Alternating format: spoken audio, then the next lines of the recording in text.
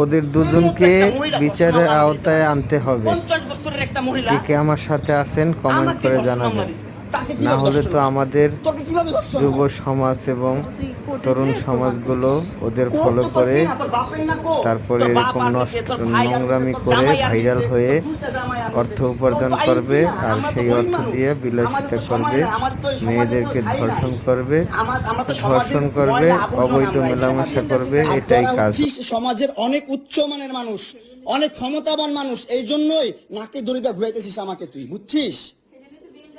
হ্যাঁ, বিএমডব্লিউ নিয়ে যোগ্যতায় চালাই, তোর টাকা দিয়ে চালাই না, যে যোগ্যতা চালাই, কামাই করে চালাই। হ্যাঁ, বড়লোক হইতে পারবো না?